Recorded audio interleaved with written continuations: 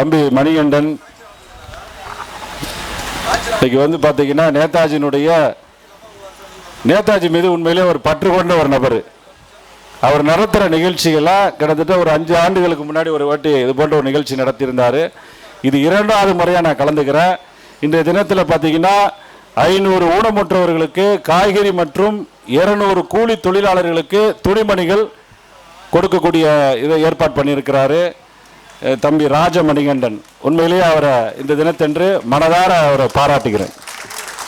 BMT மக்கள் பாதுகாப்பு இயக்கம் பிஎம்டி மக்கள் பாதுகாப்பு இயக்கத்தின் சார்பாக இன்றைய தினத்தில் நேதாஜி சுபாஷ் சந்திர போஸ் அவர்களுடைய 128வது பிறந்தநாள் விழாவை இங்கே தலைமையேற்றி நடத்தி கொண்டிருக்கக்கூடிய பிஎம்டி மக்கள் பாதுகாப்பு இயக்கத்தினுடைய நிறுவன தலைவர் சகோதரர் இசக்கிராஜா அவர்களை இங்கே மேடையில் திரளாக பல்வேறு அமைப்புகளில் இருந்து இந்த தேச விடுதலைக்காக தன் வாழ்நாள் முழுவதையும் அர்ப்பணித்த ஒரு ஒப்பற்ற தலைவருடைய பிறந்தநாள் விழாவை கொண்டாடுவதற்காக நாங்களும் உங்களோடு இணைந்து இந்த நிகழ்ச்சியிலே பங்கேற்பதற்காக வருகை தந்திருக்கிறோம் என்று சொல்லி இங்கே மேடையில் அமர்ந்திருக்கக்கூடிய அனைத்து அமைப்பினுடைய தலைவர் பெருமக்களை, இந்த பகுதியில் இருக்கக்கூடிய வியாபார குடிமக்களை, பெரியோர்களை, தாய்மார்களை, காவல்துறை நண்பர்களை, பத்திரிகையாளர் நண்பர்களை, உங்கள் அத்தனை பேருக்கும் இந்த இனிய காலை பொழுதினிலே என்னுடைய இதயம் கனிந்த வணக்கத்தினை முதலாவதாக தெரிவித்துக் கொள்கிறேன். இன்னைக்கு பார்த்தீங்கன்னா நேதாஜி சுபாஷ் சந்திர போஸ் அவருடைய பிறந்தநாள் விழா. நேதாஜியை பற்றி நான் பேசுகிறேன். அதுக்கு முன்னாடி அருமை சகோதரர் இசக்கிராஜா தேவரை பற்றி கொஞ்சம் ஒரு சில கருத்துக்கள் நான் சொல்லணும். கிட்டத்தட்ட ஒரு 25 ஆண்டுகளுக்கு மேலாக தம்பி நானும் நல்ல பழக்கம், கடினமான உழைப்பாளி. நாங்கள்லாம் ஒன்றா சேர்ந்து அகில இந்திய ஃபார்வர்ட் பிளாக் கட்சியில் பயணிச்சிருக்கிறோம். தூத்துக்குடி மாவட்டத்தில் மாவட்ட இளைஞரணி செயலாளராக அவர் அப்போ இருந்தார். முழுக்க சமுதாயம் சார்ந்த சிந்தனை, நேதாஜியினுடைய சிந்தனை, பசுமன் முத்துராமலிங்க தேவருடைய கொள்கையில் வளர்ந்த ஒரு நபர் அவர். பொதுமக்களுக்கு ஏதாவது ஒரு ஏரியாவில் ஒரு பிரச்சனை அப்படின்னா சமுதாயம் பார்க்காம பாதிப்பு அடைஞ்சிருக்கக்கூடிய மக்கள் எந்த சமுதாயமாக இருந்தாலும் சரி அவர்களுக்கு தீர்வை ஏற்படுத்தி கொடுக்க வேண்டும் என்ற ஒரு நல்ல எண்ணத்தோடு இன்று வரையில் அவர் ஓடிக்கிட்டே இருக்காரு. இன்னைக்கு தமிழ்நாடை பொறுத்தளவில் எத்தனையோ சாதிய தலைவர்கள் தமிழ்நாட்டில் இருக்காங்க. ஆனா அவங்களுடைய செயல்பாடுக்கும் சகோதரர் இசக்கிராஜா அவருடைய செயல்பாடும் பார்த்தீங்கன்னா வித்தியாசங்கள் நிறைய இருக்கும். மற்ற சாதியை சேர்ந்த சாதிய அமைப்பை சார்ந்த தலைவர்கள் அவருடைய பணிகள் எது போன்ற பணிகள் எப்படி இருக்குன்னு கேட்டீங்கன்னா, அந்த அமைப்பினுடைய தலைவர் எந்த ஜாதியோ அந்த ஜாதிக்கு ஒரு பாதிப்பு அப்படின்னா தான் அவர் வெளியிலேயே வருவார். வெளியிலேயே வந்து அந்த களத்துக்கே வருவாங்க.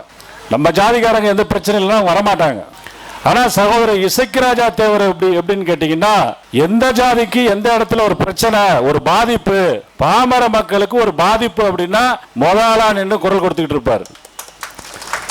நான் கூட அவருடைய செயல்பாடுகளை பார்த்து நானும் கிட்டத்தட்ட பொது வாழ்க்கையில் 30 ஆண்டுகளுக்கு மேல இருக்கிறேன். 10 வயதுல இருந்து என்னுடைய தந்தையாருடைய கரங்களை பிடிச்சி பொது வாழ்க்கையில் நான் பயணம் பண்ணியிருக்கிறேன். அகில இந்திய ஃபார்வர்ட் பிளாக் கட்சியில் கிட்டத்தட்ட 26 ஆண்டு காலம் மாணவர் அணியிலிருந்து, இளைஞர் அணியிலிருந்து, தொழிற்சங்க அணியிலிருந்து 26 ஆண்டு காலம் முழுநேர பணியாளராக அகில இந்திய ஃபார்வர்ட் பிளாக் கட்சியில் என்னை இணைச்சிக்கிட்டு பண்ணிக்கிட்டு இருந்தேன். இப்போ இந்திய ஜனநாயக கட்சியில் கட்சியினுடைய தேசிய துணை பொதுச் செயலாளர் இப்போ நான் செயல்பட்டு இருக்கிறேன்.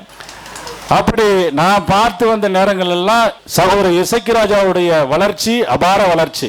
இன்னைக்கு இந்த லெவலுக்கு வந்திருக்கிறார் அப்படின்னா அவருடைய உழைப்பு, கடுமையான உழைப்பு, எதையும் எதிர்பார்க்காம ஓடி உழைக்கக்கூடிய ஒரு நபர். பல தடவை நான் அவர்கிட்ட ஃபோனில் கூப்பிட்டு பேசுவேன், எப்படி இது மாதிரி செய்கிறீங்க. நான் கடந்து வந்த அனுபவங்களும் பல்வேறு அனுபவங்கள், எல்லா சூழ்நிலையும் எல்லா களத்திலையும் நின்றுருக்கிறேன். இது வரைக்கும் கிட்டத்தட்ட 37 வழக்குகள் இருக்கு எனக்கு. இப்போ கரண்ட்ல வாரண்ட் கூட 10 வாரண்ட் இருக்குது. பொது வாழ்க்கையில் ஒரு பிரச்சனைக்கு நம்ம போய் எதிர்கொள்கிறோம் அப்படின்னா எப்பேற்பட்ட சூழ்நிலைகள் நமக்கு வரும், எது போன்ற பாதிப்புகள்லாம் நமக்கு வரும் அப்படின்றது எனக்கு தெளிவாக தெரியும். அப்படி அந்த சூழ்நிலையெல்லாம் கடந்து இன்னைக்கு வந்து தன் குடும்பத்தை மறந்து சமுதாயம் பொதுமக்கள் பணின்னு சொல்லி சகோதரர் இசக்கிராஜா அவர்கள் இன்னைக்கு இந்த பணியை செஞ்சிட்டு இருக்கிறது உண்மையிலேயே நேதாஜியுடைய பிறந்தநாள் நிகழ்வான இன்றைய தினத்தில் என் சார்பாகவும் உங்கள் சார்பாகவும் அவருக்கு ஒரு நல்ல ஒரு பாராட்டுகளை முதலாவதாக தெரிவித்துக் கொள்கிறேன். யாராருக்கோ வந்து பிறந்தநாள் நிகழ்ச்சிகள் வந்து கொண்டாடிட்டு இருக்கிறாங்க. ஆனா உண்மையிலேயே நம்ம நாடு அடிமையாக இருந்த போது இந்த தேச விடுதலைக்காக ஆங்கிலேயரை எதிர்கொண்டு இந்திய தேசிய ராணுவத்தை உருவாக்கி ஆயுத வழியிலே போராடக்கூடிய வெள்ளையனை ஆயுதம் ஏந்திதான் போராட வேண்டும் என்று சொல்லி ராணுவத்தை உருவாக்கி இந்த தேசத்திற்கு சுதந்திரத்தை வாங்கி கொடுத்த ஒரு மாபெரும் தலைவர் நேதாஜி சுபாஷ் சந்திர போஸ் அவர்கள். இன்னைக்கு எத்தனை பேர் நேதாஜி பத்தி பேசுறாங்கன்னா யாருமே இல்லை. இப்ப மெரினாவில் இருக்கக்கூடிய கடற்கரையில் இருக்கக்கூடிய நேதாஜியுடைய திருவுருவ சிலைக்கு மாலை போட்டுட்டு தான் நேரம் இங்க வந்தோம். நாங்க அங்க பாத்தீங்கன்னா கூட்டமே இல்லை. இது ஒரு நடிகருடைய நிகழ்ச்சி, நடிகருடைய சிலைன்னா மக்கள் வந்து திரள நினைப்பாங்க. நேதாஜியினுடைய தியாகத்தை இன்றைக்கு இருக்கக்கூடிய மக்கள், இந்திய அளவில் இருக்கக்கூடிய மக்கள் மறந்துட்டாங்க. இந்த பகுதியில் இருக்கக்கூடிய வியாபார குடிமக்கள் நீங்கள் அத்தனை பேரும் இன்றைக்கு சுதந்திரமாக பொருட்களை வாங்கி விவசாய இடத்திலிருந்து வாங்கி இன்றைக்கு விற்பனை செய்து கொண்டு வருகிறீர்கள். சுதந்திரமா தொழில் பண்றீங்க, சம்பாதிக்கிறீங்க, சொந்தமா சம்பாதிச்ச பணத்துல வீடு கட்டுறீங்க, பிள்ளைங்களுக்கு வந்து நகை நட்டு சேர்க்கிறீங்க, கல்யாணம் பண்ணி கொடுக்குறீங்க, பிள்ளைய படிக்க வைக்கிறீங்க. அப்படின்னா இதுக்கெல்லாம் மூலதாரணம் நேதாஜி சுபாஷ் சந்திர போஸ் அவர்கள் தான். அவர் இந்திய தேசிய ராணுவத்தை உருவாக்கி வெள்ளையனை அடித்து விரட்டுகின்ற வேளையில தென் மாவட்டத்திலிருந்து வீறு கொண்டு எழுந்து இப்படி ஒரு மாவீரனுக்கு நான் தோளோடு தோள் கொடுத்து இந்த தேசத்தினுடைய விடுதலைக்காக என்னுடைய முழு பங்கையும் ஆற்றுவேன் என்று சொல்லி ராமநாதபுரம் மாவட்டத்தில் இருக்கக்கூடிய பசுமன் கிராமத்தில் பிறந்து கிட்டத்தட்ட 3000 இளைஞர்களை நேதாஜி சுபாஷ் சந்திர போஸ் அவர்கள் உருவாக்கிய அந்த இந்திய தேசிய ராணுவ படையில முன் வரிசையில் நின்று போராடி செய்தவர் பசுமன் முத்துராமலிங்க தேவர். தயவு செய்து தேவரை மறந்துடக்கூடாது. முத்துராமலிங்க தேவர ஒரு சில கயவர்கள் அவரை சாதிய தலைவர் என்று சித்தரிக்கிறாங்க. ஆனா பசுமன் முத்துராமலிங்க தேவர்களை வந்து பாத்தீங்கன்னா ஒரு தேசிய தலைவர். இந்த தேச விடுதலைக்காக நேதாஜியோடு சேர்ந்து தன்னுடைய வாழ்நாளை அர்ப்பணித்த ஒப்பற்ற தலைவர் பசுமன் முத்துராமலிங்க தேவர். அப்படி இந்த இரு தலைவர்களும் இணைந்து இன்னைக்கு நம்ம எல்லாம் சுதந்திரமா உட்கார்ந்துருக்கோம். அதுக்கு காரணமே இவங்க தான். அவங்களுக்குன்னு சொல்லி எதையும் உருவாக்கிக்கல. அவங்க சுயநலமா லாபகரமா அவங்களுடைய செயல்பாடு எந்த ஒரு செயல்பாடு அவங்க செஞ்சுக்கிட்டது கிடையாது. முழுக்க பொது வாழ்க்கைக்காக மக்கள் பணிக்காக வாழ்ந்து மறைந்த தலைவர்கள் யாருன்னு கேட்டீங்கன்னா உலக அளவுல ஒன்னு நேதாஜி சுபாஷ் சந்திர போஸ், இன்னொன்னு பசுமன் முத்துராமலிங்க தேவர் தான். நேதாஜியுடைய பிறந்தநாள் விழாவை நாட்டுப்பற்று தினமா கடைபிடிக்கணும்னு சொல்லி நான் அகில இந்திய ஃபார்வர்ட் பிளாக் கட்சியில மாணவர் அணியில பொறுப்புல இருக்கிற காலங்கள்ல இருந்து தொடர்ச்சியா பல போராட்டங்கள் பண்ணிக்கிட்டு வரோம்.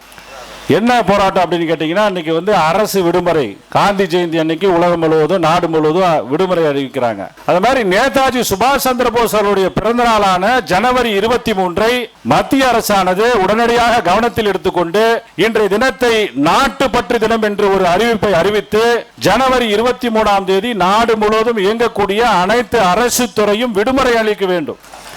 கல்லூரி பள்ளி அனைத்துமே விடுமுறை விடணும்.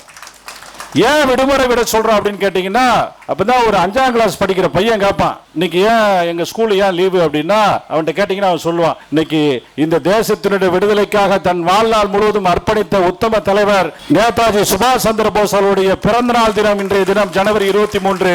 எனவே ஜனவரி 23 அன்று நான் படிக்கக்கூடிய பள்ளி சாலையானது இன்னைக்கு விடுமுறை விட்டிருக்கிறாங்க.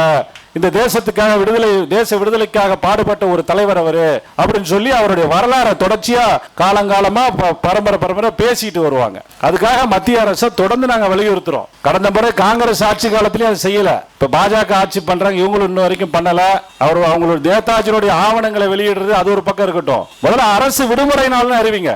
ஜனவரி 23 நாட்டுப்பற்று தினம் என்று ஒரு அறிவிப்பை அறிவித்து நாடு முழுவதும் அரசு விடுமுறையாக்கணும் என்று சொல்லி கேட்டுக்கொண்டு நன்றி கூறி விடைபெறுகிறேன். நன்றி, வணக்கம், ஜெய்ஹிந்த்.